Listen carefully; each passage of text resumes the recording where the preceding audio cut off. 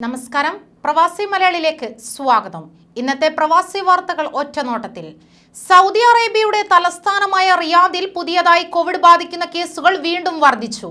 കുറച്ചു ദിവസമായി 2, 3, 4 സ്ഥാനങ്ങളിലായി നിന്ന റിയാദ് ഇന്ന് പ്രതിദിന കോവിഡ് റിപ്പോർട്ടിൽ 1-ാം സ്ഥാനത്തെത്തി നിൽക്കുന്നു.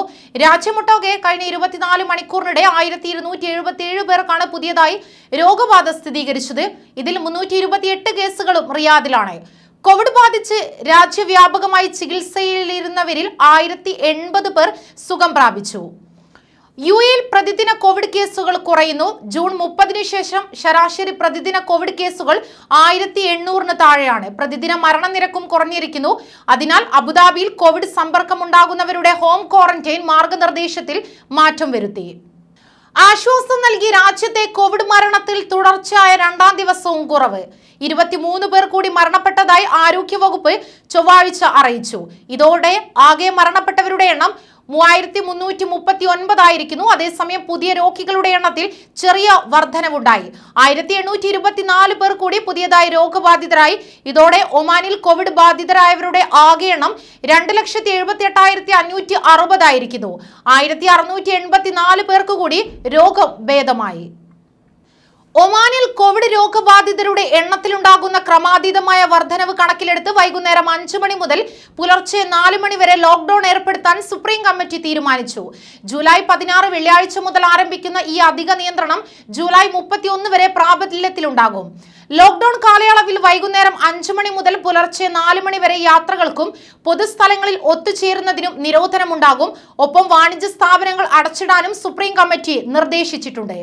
കോവിഡ് വ്യാപനത്തിന്റെ പശ്ചാത്തലത്തിൽ ഇന്ത്യയിൽ നിന്നുള്ള പ്രവാസികളുടെ കുടുംബാംഗങ്ങൾക്ക് വിസ അനുവദിക്കുന്നതിൽ കൊണ്ടുവന്ന നിയന്ത്രണം ഖത്തർ നീക്കി.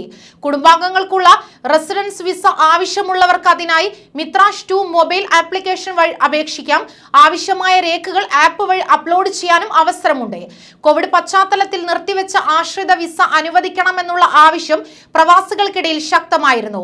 കോവിഡിന്റെ തുടക്കത്തിൽ വിമാന സർവീസുകൾക്ക് വിലക്കേർപ്പെടുത്തിയതിന് പിന്നാലെയാണ് പ്രവാസികളുടെ കുടുംബാംഗങ്ങൾക്ക് വിസ അനുവദിക്കുന്നതിനുള്ള നടപടികൾ ഖത്തർ നിർത്തിവെച്ചത്. റാസൽ ഖൈമയിൽ കോവിഡ് വ്യാപന പ്രതിരോധ നടപടികൾ ഓഗസ്റ്റ് 31 വരെ നീട്ടി.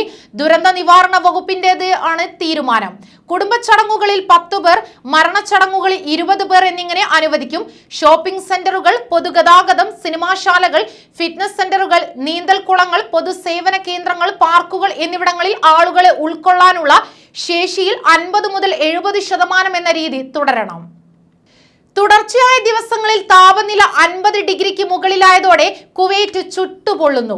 ശക്തമായ ചൂടിൽ ദിവസങ്ങളായി ആളുകൾ വീടുകളിൽ നിന്ന് പുറത്തിറങ്ങാൻ മടിച്ചതോടെ കുവൈറ്റിന്റെ തെരുവുകൾ വിജനമായി. ആളുകൾ തെരുവിൽ നിന്ന് ഒഴിഞ്ഞതിനെ തുടർന്ന് കുവൈറ്റിലെ റെസ്റ്റോറന്റുകളും മാർക്കറ്റുകളും ഏറെക്കുറെ അടഞ്ഞുകിടക്കുകയാണ്. ഇപ്പോൾ തൊഴിലാളികൾക്ക് പുറത്തിറങ്ങാൻ സാധിക്കാത്ത സാഹചര്യത്തിൽ നിർമ്മാണ മേഖല പൂർണ്ണമായും സ്തംഭിച്ചിരിക്കുകയായിരുന്നുവെന്നും പ്രാദേശിക മാധ്യമങ്ങൾ റിപ്പോർട്ട് ചെയ്തു. അനിശ്ചിതമായി നീളുന്ന യാത്രാവിലക്കിൽപ്പെട്ട് നാട്ടിൽ കുടുങ്ങിയ പ്രവാസികളുടെ പ്രശ്നത്തിൽ കേന്ദ്ര സംസ്ഥാന സർക്കാരുകൾ അടിയന്തരമായി ഇടപെടണമെന്ന് യുഎഇയിലെ പ്രവാസി സംഘടനകൾ. ഉടൻ തിരിച്ചെത്തിയില്ലെങ്കിൽ ജോലി നഷ്ടമാകുമെന്നുള്ള ആശങ്കയിലാണ് പലരും. പ്രശ്നം ഗൗരവമായി എടുത്തില്ലെങ്കിൽ ഒട്ടേറെ കുടുംബങ്ങൾ പട്ടിണിയിലാകും.